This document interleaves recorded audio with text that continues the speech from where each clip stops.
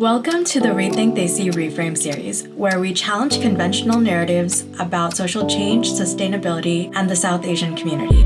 Join me, your host, Arpita Sharma, each week as I have candid conversations with thought leaders, social entrepreneurs, researchers, activists, and creatives as we uncover the strategies, innovations, and stories behind their efforts to reshape our society.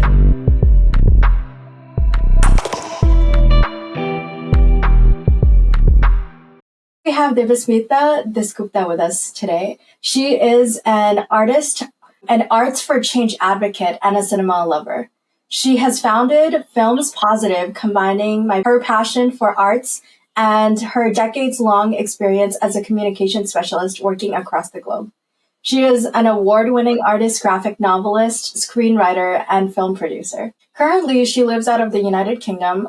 Her books, however, have been published by Penguin Random House India, HarperCollins UK, Oxford University Press, Barefoot Books, and many more. And in a career spanning over 17 years, she has written and produced one feature film, two award-winning short films, and numerous documentaries with global development agencies such as the United Nations and the European Commission. Her first short, Bin Bulai, premiered at the Geomami Mumbai Film Festival in 2019. Her illustrated animation films are showcased at the Raindance Film Festival in the UK and in Canada. And her debut feature film as a writer and producer, Before Life After Death, had its world premiere at the Singapore International Film Festival in November 2022. Her film is currently streamed on Netflix across Asia Pacific, including India, Singapore, Australia, and New Zealand. And it is also now available to watch on Amazon Prime in the UK and in the United States. So I'm just so in awe of you, and it's so wonderful to have you here on this podcast with us today. I'd love to know, how did you get to the person who even created Films Positive in the first place? There are so many different pieces and layers that I'm seeing in your experience, from being in the UK to being in Singapore, and then doing all of this communications work and then allowing it to transform into this huge body of creative work. So where did that beginning come from? I was born in Calcutta, and I'm very fortunate that I was born in a very creative environment. My father is into theater. And I have always seen growing time, I remember when I was growing up in Calcutta, my favorite pastime was seeing my father rehearsing with his, group theater colleagues. So he has always been into theater as an actor, as a director.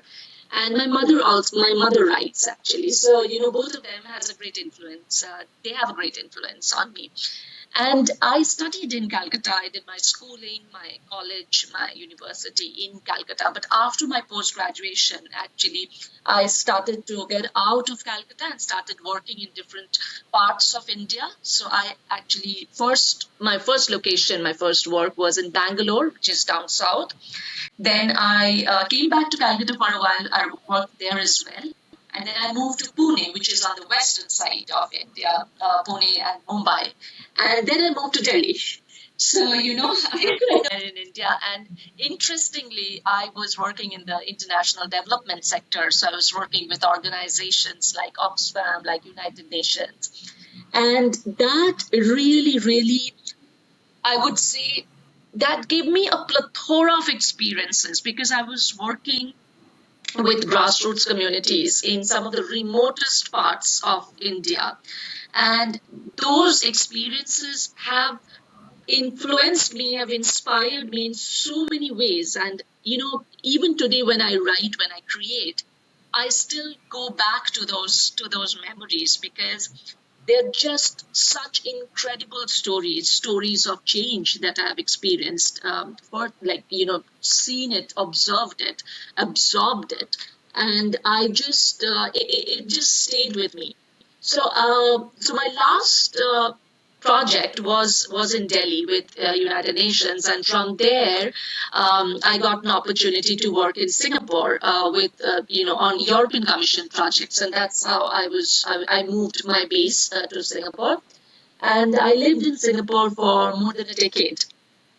So initially, I was working for the first 7, 8 years. I worked with the European Commission, but in between, that was also the time when I was going through a transition. So interestingly, when I was leaving Delhi and I was going to Singapore, that was a time when my first children's book that I illustrated got published. So that was a very Wow. phase in my life. So the time in Singapore was actually, I would say, it was also a transition phase for me because I was transitioning from one career choice to another. And yeah, so I stayed there. And for the later part of Singapore, I actually founded my company, Films Positive, where we started making films. And I also became a full time author illustrator. And then very recently in 2022, actually, I moved to the UK. That was actually, I would say, because of COVID, because COVID made me think a lot about, there was a lot of soul searching that happened during COVID times. And Singapore was great, but at the same time, there was no family in Singapore. And I wanted to be closer to family. Of course, half of my family is in India and half was in the UK. So we thought, okay, also professionally, it would have been helpful to move here because we were doing projects. My literary agent is based here. So that's how I moved to the UK. And so, in all of these experiences and along all of this journey, you've been working on storytelling in some capacity. So, getting back into this, I'd love to know kind of what inspired you to combine, your passion for cinema and art throughout all of these experiences with your communications expertise? Um, See, communication is the key, right? Because we are all, whatever we are creating, whether it's cinema, whether it's art, every time we're trying to communicate with someone, with somebody. And communication is not just science, it's also art. So you have to know who you're trying to communicate with. And there are different layers of communication, right? Sometimes you're communicating with yourself. Sometimes you're just communicating with one individual or with the community or with a larger amount of audience. So understanding how communication works and how use different tools and techniques and approaches to communicate with different kinds of people is what has helped my career quite a lot because I studied communications. And then from there the journey started, and it was always whether it's cinema, whether it's art, those were the tools of expression for me. Those were the mediums of communication for me. um, there are two main persons in my life, two idols. I mean, it might sound very cliche to many Bengalis, but I can even tell you, uh, but to me, Rabindranath Tagore and Satyajit Ray, they have been a great influence. And a school where I went was actually started by Satyajit Ray and his friends.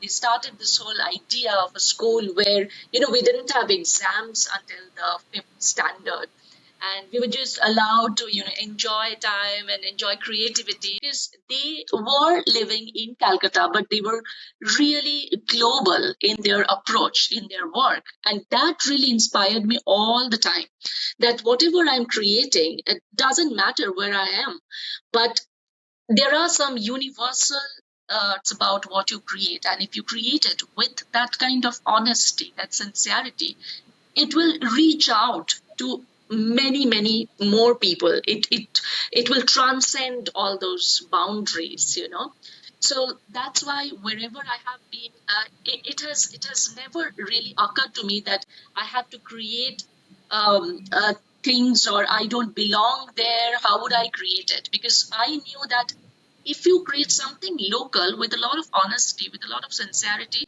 it will actually have a global appeal. In fact, there's a word called local. Like if you create something locally, it will have that global appeal. So it's you're creating something local. So that has been the mantra in my life, that doesn't matter where I am, wherever I am, that is my home. that is my second home, and I would appreciate it. I would embrace it, and I would like to tell the stories from there, and I would expect that the stories will transcend boundaries and reach out to other people as well. Hey there, all you aspiring kidlit creators. I have some exciting news for you. If you're an adult who's passionate about creating illustrated stories for children, whether you're a budding illustrator, an author illustrator, published or unpublished, this is for you. Debasmita Dasgupta, the amazing author we have on our show today, is hosting a super hands-on workshop specifically designed to help you bring your children's story ideas to life. If you have an idea that's been brewing in your mind and you're not quite sure how to put it together, this workshop is exactly what you need. So join Desmita on June 1st, 8th, and 9th for a comprehensive 3-day course that covers everything you need to make your story pitch ready. From developing your idea to creating a compelling narrative and stunning illustrations, this workshop has it all. For more details, see the link in the description. Mark your calendars and get ready to bring your story to life. And now back to our conversation. Your work spans so many various mediums, including picture books, graphic novels, illustrations for magazines, as well as the film that you've currently put out. How do you approach each medium differently? And, what really draws you to work in such diverse formats? This is a very interesting question, Arpita, because as an individual, I really believe in plurality. I believe in a diverse, multicultural environment, and that's where I feel like all these forms and formats. It's almost like a metaphor. I'll tell you, and it's a story. What I or how I interpret it.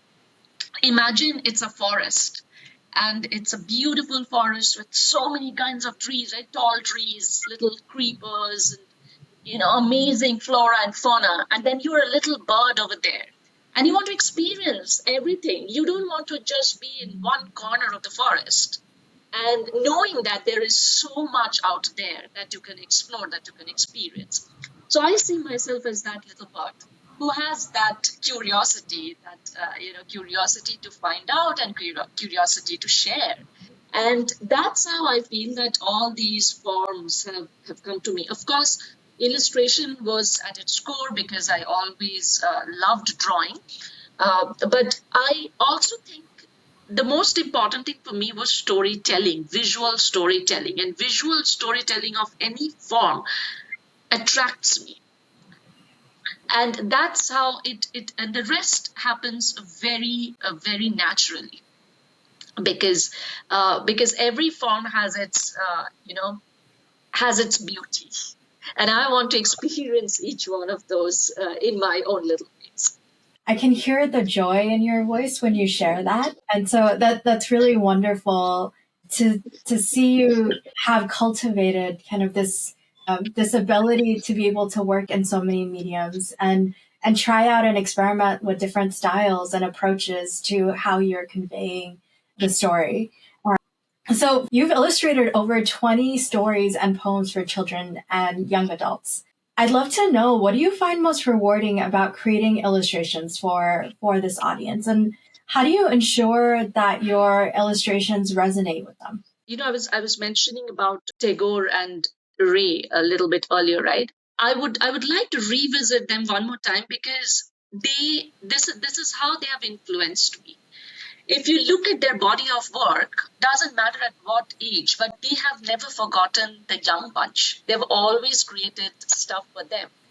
I mean, Ray after becoming such a successful filmmaker, if you look at other big filmmakers in the world, how many of them actually, like all these big names, they didn't create films for children, but he was constantly doing that, or he was constantly writing for kids. And that is something I also feel that, there is inside each individual, I feel there is a part which is very pure, which is kind of it can't be touched by any form of pollution.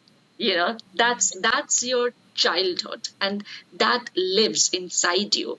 It's just that as we grow older, we keep forgetting about it, and we look at the other layers that starts to cover it up. But at its core, that child is still alive. And I feel it's very necessary to go back to that child, revisit it, and keep it alive inside you. And this is my way to do it, because I feel I have that curiosity of a child. I mean, I'll tell you a very interesting story. So, I always love going to these neighborhood libraries. Even in Singapore, I used to go, and even here in Windsor, where I live, I have a local library and I go there. So when I go to the library, I mostly go to the children's section, right? Because I browse through picture books and graphic novels. And then these little children, they have a very interesting way of looking at you. They corner, that. And that's it. Yes, and what do you think? I'm not a child? she was really clueless how to answer that question. So you see, that's the joy. That's the joy.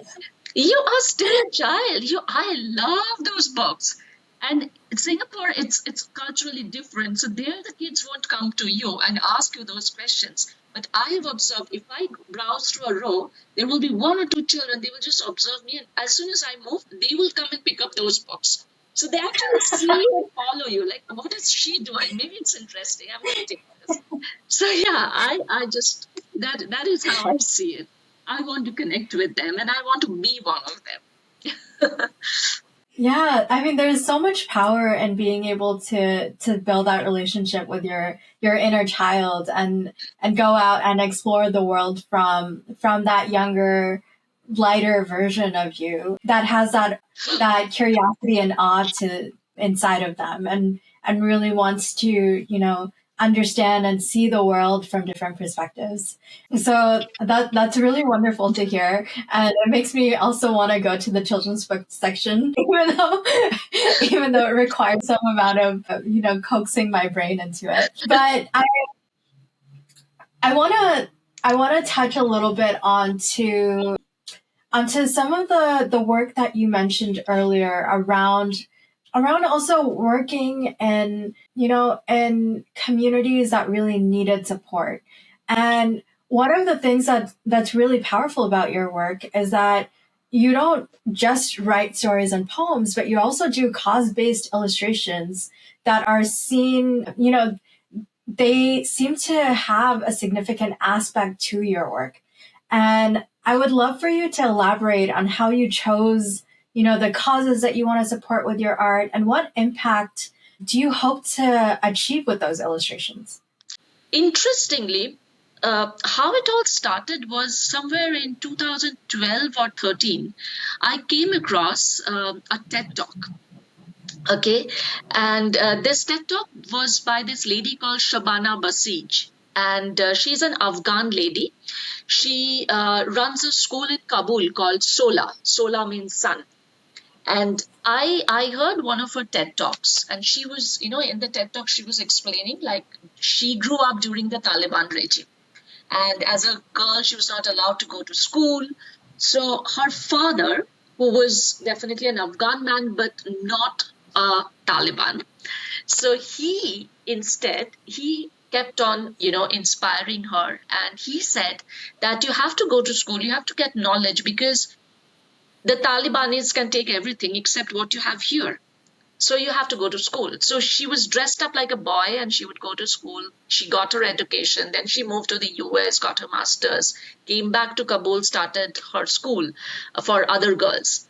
This story was completely like, it was so fascinating. It was so moving. When I heard that TED Talk, I said, oh my God, I have to do something about it. These are incredible stories. And at the same time, when I was working in communities, and I have done a lot of work on girl child rights, girl child education, prevention of girls from human trafficking, all those kind of projects. And what I have seen is when we talk about girls' empowerment or girls' education, we do these, community meetings sometimes. Most of the time, you will see the rooms are filled with girls and women. There are no men. Okay. And this also happens in big, like corporate houses. You call for a women's day talk, and there will be hardly any man in that meeting, right? So I was thinking, why don't we engage men? And this, imagine this I was talking in 2012 and 13. Now it's much better. But at that time, there was nobody talking about it. And I just simply started to research a little bit, like secondary research on Google, to find out some father daughter stories. And you won't imagine they were mostly negative stories. Negative stories about fathers or, men looking at them as the perpetrators of violence. But where are those positive stories? Because, every positive story has the potential to create another positive story. So I actually illustrated Shabana's story, and I created a Facebook page. At that time, it was a new thing. So I created a page called My Father Illustrations. And I just shared this story on that page. And I reached out to Shabana saying that, I have created this. She was so touched. Then she shared it with her students. And I started getting emails from other Afghan men telling me that, oh my God, we're so happy to see that some people are recognizing us as fathers and not as Talibanis. So, and that's how it all started. And that page was alive for a very long time. I used to share father daughter. Yeah. It started just reaching out to so many people. It went viral. There was a person from Huffington Post who shared it. I mean, who reported about it. And then all the Indian media started to talk about it. The other international media started to talk about it. And I felt like, wow, you see, like a little story, a little step can make such a big impact, right? So I really believe in that power of storytelling, and there are so many stories of change out there which needs to be heard, which needs to be appreciated, celebrated. And that's what I try to do with the work that I create.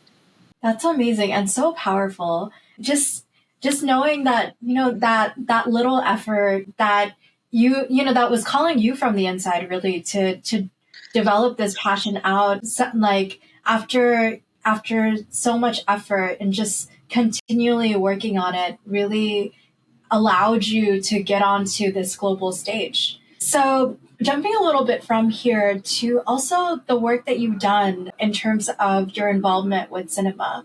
You've Mhm. worked as a screenwriter, a producer, and a co director of award winning short films, and documentaries. And how does your background in visual storytelling through illustration and art, as well as the film component, work together in terms of everything you do, even your graphic novel work? I mean, there are certainly technical overlaps. So, because both are visual storytelling mediums, right? So, things like storyboarding. Storyboarding we use in cinema. At the same time, we also use that in picture books and graphic novels, right? It's also when I'm creating illustrations for a picture book or a graphic novel, it's also like a camera. That's how I see it, the lens, right? That what is the angle, Yeah. how am I going to illustrate? The same thing also works for cinema. But I would also take it one step ahead and say that there were also other areas. For example, in cinema, we create the color palette, the mood board, right? It's the same thing that we also create in books. But this understanding of color, the color theory, which colors complement the others, those kind of ideas have really helped me in cinema. Then at the same time, character details, like in my feature film, for example, if there are the main characters, the protagonists, I was able to visualize them and exactly say like this kind of costume or this kind of hairstyle or this kind of little details will be there in the characters. And that's how we dress them up, we found the costumes accordingly. So the understanding of art really helped me in the space of cinema as well. It was always complementing each other. It's so wonderful to hear just how, even though they may not appear connected, how those horizontal connections really between different types of mediums have really, allowed you to. Hey there, all you aspiring kidlit creators. I have some exciting news for you. If you're an adult who's passionate about creating illustrated stories for children, Whether you're a budding illustrator, an author-illustrator, published or unpublished, this is for you. Debasmita Dasgupta, the amazing author we have on our show today, is hosting a super hands-on workshop specifically designed to help you bring your children's story ideas to life. If you have an idea that's been brewing in your mind and you're not quite sure how to put it together, this workshop is exactly what you need. So join Desmita on June 1st, 8th, and 9th for a comprehensive 3-day course that covers everything you need to make your story pitch ready. From developing your idea to creating a compelling narrative and stunning illustrations, this workshop has it all. For more details, see the link in the description. Mark your calendars and get ready to bring your story to life. And now back to our conversation. Develop a kind of sophistication and understanding about your process and creating each of these separate things, but still tying that, that human and local perspective into each of your pieces. I want to delve into this a little bit with your latest film, Before Life After Death, which has gained attention on platforms like Netflix and Amazon Prime. And Before Life After Death seems to explore complex themes of grief, family dynamics, and social expectations. Can you share more about how you approach weaving these themes together in the film, particularly in the context of Gauri and Radhika's stories and their relationship? Before Life After Death, it's a story of two women, like you said. It's about Radhika and Gauri. The story is highly inspired by a lot of personal as well as professional experiences. Now, here I need to mention that, see, unlike books most of the time, cinema is a very, very collaborative medium. It's not just one individual making it, right? It could be one person's vision, but without a big team, you won't be able to execute it. So it's not, whenever I'm talking about Before Life After Death, it's not just me, but it's also the team, the director. And I was writing the story and I was co-creating the screenplay with the director of this film, Anshul Tiwari. And Anshul comes from a documentary filmmaking background. And I also had the experience of, working with communities. So both of us, when we were generating this story, it was very helpful because we came from that world of nonfiction, So if you watch the film, there's a lot of realism in the film, and that really helped because we wanted to create that in our cinema, what we observed, what we saw. And Radhika's story is something that we have. I mean, I personally have a very close friend, and she went through that loss in her life, and I've very closely observed her, and how things get stalled in life when you face such kind of a grief in your life. Everything is in pause mode, right? Things don't move. Like there's a line in the film where it's like 3 years have passed, but nothing has changed. Because it doesn't change. I mean, when you lose somebody so close to you, things just shatter. So that was that comes from a very personal experience. And Gauri's life, I would say it was also about urban poverty, We have lived in different cities, big cities. I mean, I grew up in Calcutta, then I've lived in, like I told you, I've lived in Bangalore, I've lived in Pune, I've lived in Delhi, then Singapore, then London. Everywhere you see urban poverty, but it's not, it has its own style, if I may say. And sometimes it's visible, sometimes it's not. And you have to really unearth it. If you're interested, if that curiosity is inside you, you will unearth it. And that is what we try to do because Singapore in general, it has a very, glossy appearance, right? Everybody comes to Singapore, which is true, which is also one side of the story. But there is also urban poverty, and we wanted to touch upon those areas through the film. So coming back to your main question about Gauri and Radhika's lives and how that, how we came up with the story, it's mainly from the experiences that we gathered. The story in itself was really powerful to me because there are so many pieces of actual lived experience that often aren't ever seen on a big screen. They're things that are kept hush hush. They may even just be considered taboo to talk about, and so they're often hidden, or there's a morality lens that they're viewed through, often villainizing the person experiencing each of those things. And what I loved about your story was that the characters were very complex, and it the movie really focuses on showcasing their own humanity and the vulnerability of those experiences and how difficult the challenges of being in each of those situations are. So I found a lot of value in it, and I think that often, many of my friends, family may be watching cinema, but they never may encounter stories like these on a screen. It's never seen as valid to talk about, or because it's not playing into kind of those norms of how we see the world, but it's actually allowing a lot more of that nuance of experience to come through. So I really valued watching it. I think it was often difficult to sit in their moments of grief, but it's also such a big part of the human experience that it was just so profound that there was a film like this that existed. So thank you. Thank you so much for. Thank you, Arpita, for saying this, because it means a lot. Like you said, the characters, when we were writing the characters, we knew that we did not want to make perfect characters. We wanted to create flawed characters, And I remember when I was even like during the pre-production phase, there were moments when I was also conversing with some friends or team members, and some of them even asked me like, why is Gauri, taking such a decision? And I was trying to, I mean, of course, you don't, as a filmmaker, you don't have to convince anybody, because everybody has their own way of interpreting a story, right? But in my mind, it's like, do we really think of all the pros and cons when we are in our 20s, or, when you're 19? And you're impulsive. And I'm not saying that what she's doing is right or wrong. It's just that she's doing it.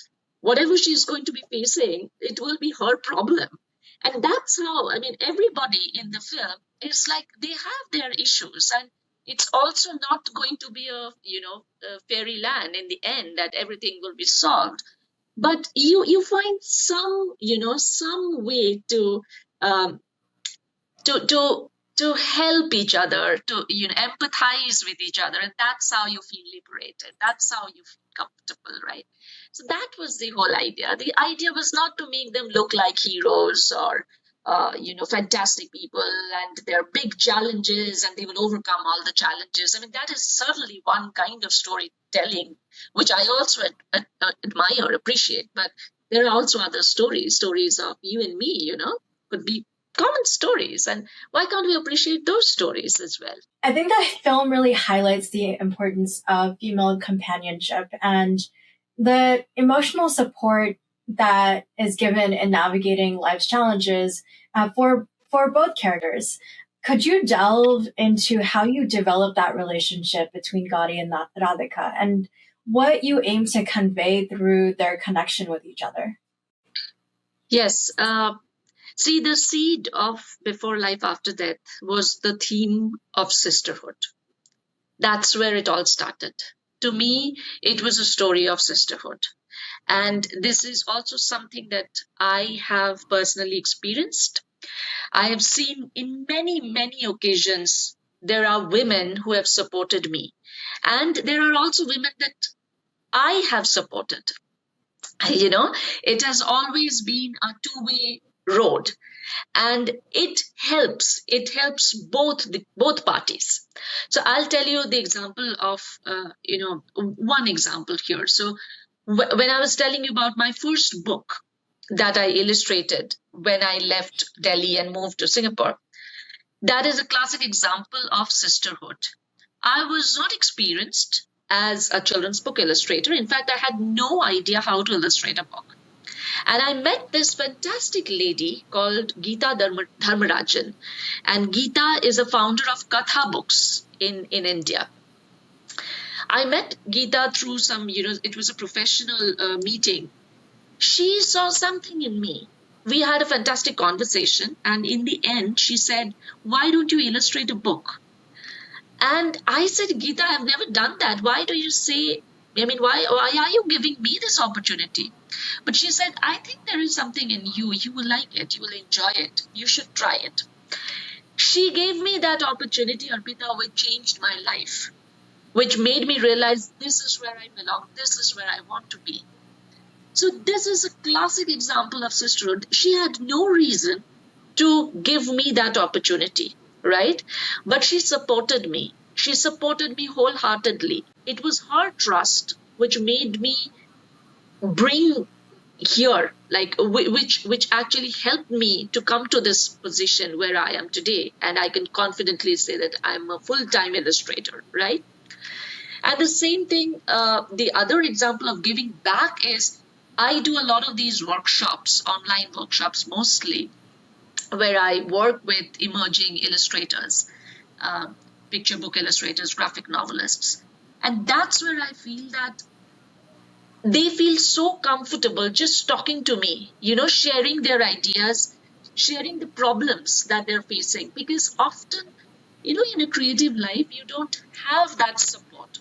Perhaps, your family, your friends, your neighbors, they don't understand what you're going through. Because I always say, as a creative, you might be looking like any other human being from outside, but inside, you are very different. Something else is happening inside you, and a lot of people don't understand that. So they need that platform to just have that discussion. And that's where we connect.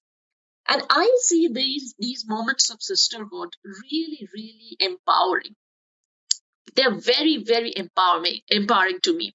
And that's how it was also the genesis of Before Life After Death, the whole concept of sisterhood. Yeah, I think that's yes, there is such a powerfulness in the space of sisterhood and being able to develop those relationships with peers or mentors that can really guide and shape your experience. And I can see how that's impacted your life in such a huge way. It's kind of helped you develop into this whole career. And I also want to get into this with the lens of the portrayal of class dynamics within Singaporean society that you have as a significant aspect of the film. Because as we know, Gauri and Radhika are in very different places in their life. One is a doctor, while the other is, a student coming from a working class immigrant family, and they're both, just struggling, but in very, very different ways. So, how did you navigate portraying those dynamics authentically while also exploring the universal themes of grief and resilience? Yes. So there is this there's a line that I once wrote in Bengali. I'll say it in Bengali and then I'll say it in English. It was a line from a poem that I wrote, which said that অনেক শহর বাঁচে একটা শহরের ভিতর, which means there are many cities that breathe inside one city. So we often see one city as one, in a very singular way, right? That, okay, this is the city, it is very generalized, that everybody who lives there has a very specific kind of a lifestyle. But that's so not true. There are so many layers, so many complexities, right? And this is what I realized when I started living in Singapore. Like I said in the beginning, that when I moved to Singapore, like anybody else, like any other foreigner, I had this impression of Singapore being a very, posh country, very glamorous, very glorious, all those kind of things. As I started living there, I saw different complexities, different layers inside the society. And interestingly, the South Asian community, particularly the Indian community. So this is where the story of Before Life After Death also comes and becomes very important in the Singapore narrative. Because you see, in Singapore, there has been two kinds of Indian migration that happened. One happened in late 80s, early 90s. And these were mainly blue collar job people, working class, like you said. They were doing small jobs. And then you have in the late 20s or 2000 onwards, you would say, a lot of bankers, people from the finance sector, they started moving in. Now, if you see these two communities, they're both coming from the same parts of India. They're mostly going to be, mother tongue is Hindi, and they're all coming from the same states of India. But when they come to Singapore, they have no connection. They live in totally different lifestyles. These people, the rich class, they live in condominiums, they have big cars, their kids go to international schools. And these working class people, they live in government housing, and they're going to normal school. So that disconnect was so clear when I was living there, when I started observing it. And interestingly, nobody was talking about it. Nobody was, showing it. It was completely absent from the narrative. So that's what we tried to also capture in the story. And I remember when the film was being showcased at the Singapore International Film Festival, the festival director, he talked to us and he told us that when we watched the film, we wanted to show it because this is so necessary. This is the kind of story we wanted to show from Singapore lens. It was actually shown under the Singapore Panorama section, because he said that we are missing this kind of narrative, this kind of stories from Singapore. We know that these South Asian communities, they live here. The Indians, actually, they live here. But there are not enough stories about them. So yeah, I mean, that's how this whole idea about the class difference, and there is also, of course, the layer of caste as well, which we did not try to touch upon here because there were other issues. But these contrasts are always very interesting to me, and also to, I would say, to Anshul as well, because we have co-created a lot of stories.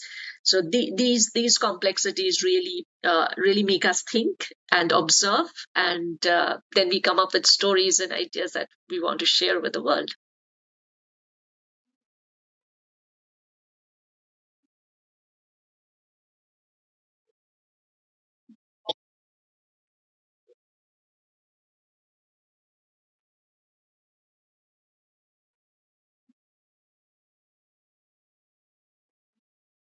Yep.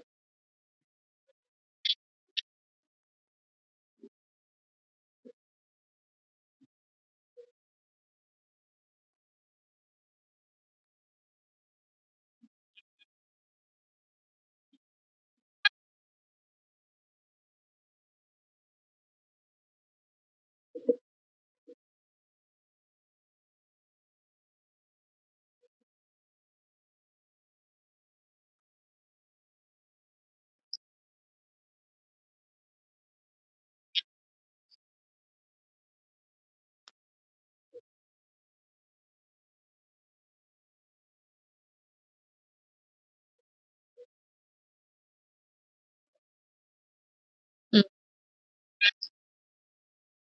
So those class dynamics were really interesting to view as in watching the film, and I think they also reminded me of a lot of the same sorts of class issues that also exist within the United States when it comes to, Yep. Indian Americans or South Asian Americans who have come here but have come in various different ways. So we have a lot of folks who come through an H-1B visa process and they go on to work in professional kind of upper class industries or areas such as tech or medicine. And then we also have those who are much more working class and are often, struggling with making ends meet and just surviving. And so it allowed me for the first time ever to see those on a big screen together in a way that is actually very nurturing. That the relationship between these characters and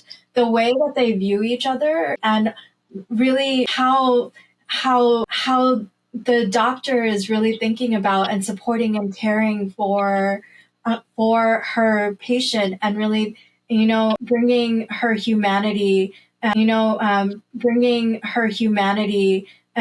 that lens of humanity to that space and caring and beautiful to be able to see on screen. Thank you. Thank you for that observation.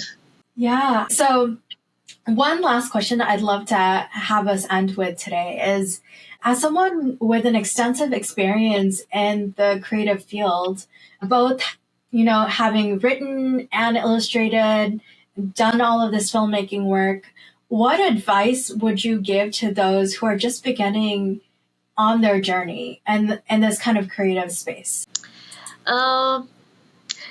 Okay, since we were talking about before life, after death, there's a line in the film that is very close to both me and Anshul. Towards the end, where you find the chef who comes and talks to Gauri, and chef, that is like, he describes the work, right? And he breaks the myth about this glamour that is associated with being a chef. And he says that actually this work is long hours, it's backbreaking, it's sometimes the pay sucks, but then why do it, right? That's exactly the question. Why do it? You do it because you can't imagine doing anything else in your life. And that is exactly what I feel that everybody who is starting this journey should realize, that there will be challenges. There won't be any single day or any single, moment when you will not feel that you're not completely appreciated for your work or not being recognized, or there are no challenges.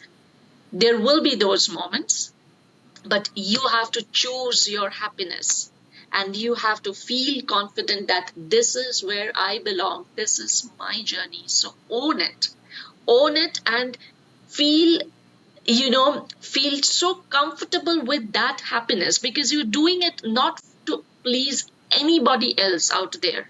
I sometimes say this, during my workshops. A lot of people ask me that there are already so many illustrators, there are so many artists and cinema, filmmakers. Why do I have to create it? Like, how do I make myself different, and how do I stand out? And I say there are so many people living, right? So by looking at them, do you stop living? Because there are so many people living. You don't have to live, right? But no, you do, because you exist. And that is important. So when you create, your voice is important. Doesn't matter whether you're creating it for anybody else or not, whether somebody is listening to you or not, which I actually feel that, yes, there is somebody out there who is definitely paying attention. But even if you don't realize it at this point, you create because this is where you belong. This is your happiness. So choose your happiness. Remember that this is that core that I told in the beginning. That is the place inside you which is untouched, and it's pure. It's not polluted. It will always stay with you. And happiness is like a process. It's not going to happen today or tomorrow. It's not like that. It's like little drops of happiness. You accumulate them, and that becomes your personality. That becomes a habit. And that is how you should practice. And when you create, when you get onto your creative journey, remember, you are happy. You are happy because you are creating. No matter what others tell you, no matter what happens. If somebody tells you your work is not good enough, yes, your work is not good enough today. Tomorrow it will be better. But this is your journey, so own it. Be happy about it. Thank you. Thank you so much for this. Thank you for tuning in to the Reframe series. If you enjoyed this episode, please subscribe to our YouTube channel or wherever you get your podcasts. Stay connected with us on Instagram and LinkedIn at Rethink Desi for the latest updates. And if you'd like to be a guest on our podcast, become a sponsor, or join the Rethink Desi directory, visit rethinkdesi.org and fill out our form. We look forward to hearing from you. So I'm excited to give you an exclusive sneak peek into our upcoming episode of the Reframe series. I'm really excited for this episode because I have wanted to interview someone who does expressive arts therapy for a long time. And Charvi is a distinguished expressive arts therapist. She holds a master's degree with honors in expressive arts therapy and a minor in psychology from the European Graduate School in Switzerland. She brings a wealth of knowledge and expertise to her sessions, and her educational journey is enriched by diverse specializations, including arts-informed ecotherapy from Swahanas Expressive Arts India, dance movement therapy from TISS Mumbai, and contemporary arts and mixed media from Atakarali Center of Movement Arts in Bangalore. So currently advancing her skills in internal family systems under the tutelage of Dr. David Stern, Charvi has amassed over 1,400 hours of therapeutic practice, touching lives across a broad spectrum of settings. Her work spans educational institutions like the Symbiosis Institute of Design and the School of Communications and corporates such as Book My Show and Maybelline, leading medical establishments including Kokaleben Hospital and Tata Memorial Hospital, and impactful NGOs like Cry and Make-A-Wish. So with a dedicated online practice, she offers expressive arts therapy sessions to private clients and communities, both online and in person. I've often been told by a lot of the people in my life that my life and the person that I am is almost synonymous to movement. And there's always been a little bit of a wide spectrum in how I've always approached movement. And that was the first sort of name that came to my head, the movement spectrum. And it's just stuck for some reason. And even though my practice has transformed from just being a movement oriented practice, I see movement. My way of approach in life is noticing movement in all the things that are possible. So even within visual art, I notice so much movement that's going on in all sorts of creative art forms. My way of relating to them is to have that sense of kinesthetic value that each of those art forms offer. So that's how the movement spectrum has stuck on. There was a moment where I felt like, oh, should I change the name since my practice is transforming? It just didn't feel very authentic because I feel like it just captures who I am as a person and also the work and how I view the world so beautifully that I thought that I'd stick to the movement spectrum irrespective. But that's the story behind the name and where the movement spectrum began. But I think the story of what brought me to this practice is a really larger conversation, and also I think blends with some other questions that you might have for me. But in terms of what brought me to dance movement therapy to begin with was, I think I have always said this to my mom, whom I'm very close to, that my way of learning and being the person that I am since a very young age has been through dance. When she put me in dance class when I was 5 years old, I was training in a classical dance form called Odissi. And at that point, I had a very love-hate relationship with something that was sort of put on me because it was my mom's dream to become a dancer, and she didn't get to do that. And so when she had a child, she was like, you know what, I'm just going to live through her and make my dreams get realized through my daughter. But I was actually much more interested in other forms of dance when I was younger, and the classical art form just felt very restrictive, and there was a lot of discipline. There was also a lot demanded from the students. Long story short, I think it was when I became a teenager is when I stopped dancing to concentrate on my education, because in the Indian culture, it was still sort of looked down upon that how could you be dancing? You have to ace your studies. And so I think it was in my 9th grade and 10th grade that I gave up dancing for the first time in my life ever. And that didn't work well. I started eating out of stress. I almost felt like I didn't know how to be in this world. It was very disorienting for a very young child. And I saw a performance of a friend who was performing her big, like, sort of debut performance as a performer. That, it's called a Mancha Pravesh, which is like a graduation sort of a thing that, oh, I've become a dancer today. So it was that, like, really big performance, and I was in the audience. And at the end of the dance, I just had, like, tears flowing from my eyes because I didn't realize how much I missed training and being in dance and what it meant to me. And I think it was that day that I realized that dance was never just about performance or about the center, like the light or being in the limelight for me. It was just so much more than that. It's where I felt belonged. It's where when I would be sick, I would still end up going to dance class, and I'd feel better. I would not obviously be dancing as much as energetically as I would when I was okay, but it just something about being in that environment and being immersed in dance was healing for me.